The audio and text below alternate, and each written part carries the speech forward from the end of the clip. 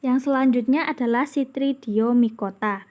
Chytrid adalah jamur yang paling sederhana dan paling primitif. Dapat berupa uniseluler, multiseluler, dan berhifa senositik atau hifanya berinti banyak. Nah, dulu Chytrid ini masuk ke dalam protozoa karena dia memiliki flagel. Nah, namun ketika diteliti lebih lanjut, si Chytrid ini ternyata lebih mendekati dengan jamur. Kenapa? Karena dinding selnya berupa zat kitin, yang dimana zat kitin itu berada dalam atau penyusun dinding sel pada jamur. Nah, Chytrid ini juga memiliki kemampuan untuk menyerap nutrisi seperti jamur, memiliki enzim dan metabolisme yang serupa juga dengan jamur. Nah, ciri yang lainnya adalah dia dapat bersifat saprofit, namun ada yang parasit pada hewan atau tumbuhan. Reproduksi aseksualnya berupa zoospora berflagel yang dibentuk dalam sporangium. Kalau reproduksi seksualnya berupa peluburan gamet. Nah, contohnya adalah Olpidium viciae. Oke, lanjut. Nah, ini adalah contohnya. Kalau kita lihat pada gambar di sini, spora ini memiliki flagel. Nah, dia memang mencirikan khusus. Jadi bisa dibedakan antara filum jamur ini dengan yang lain. Yakni ada tidaknya flagel pada zoosporanya. Lanjut, ini adalah filum Glomeromycota. Glomeromycota merupakan kelompok jamur yang sebagian besar bersimbiosis dengan akar tanaman, yaitu membentuk mikoriza arbuskuler. Nah, mikoriza ini kalau dulu dia masuk zygomycetes.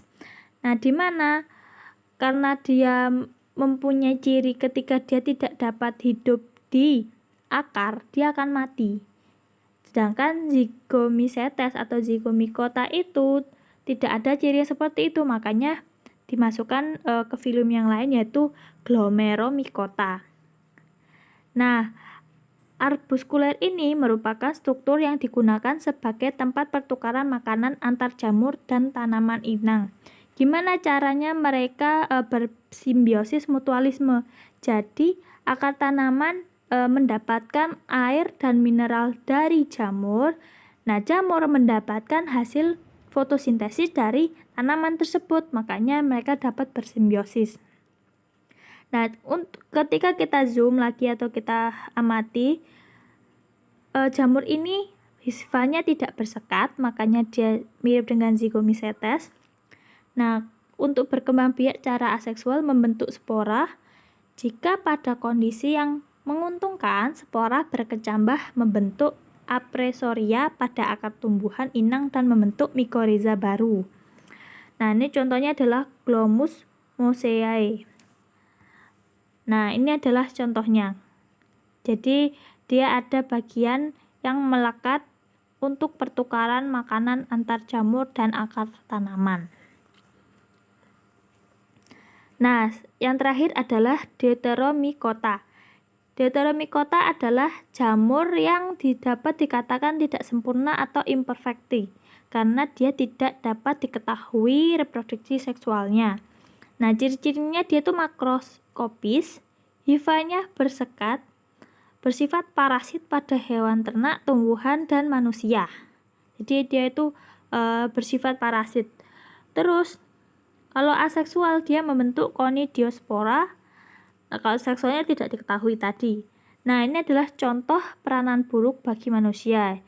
Merupakan jamur yang dapat menyebabkan panu, ketombe, penyebab kaki atlet, penyebab infeksi saluran pernafasan, terus obat penekan reaksi kekebalan tubuh, dan sebagainya. Kayak gitu, mungkin bisa di-searching sendiri kalau ingin lebih jelas tentang peranan buruknya. Oke, kita masuk ke Bryophyta. Bryophyta adalah lumut yang merupakan tumbuhan tingkat rendah yang tidak memiliki pembuluh angkut dan memiliki akar berupa rhizoid. Jadi dia tidak mempunyai Xilem dan floem. Tiga. Aduh, dicokot aku. Benci aku tuh.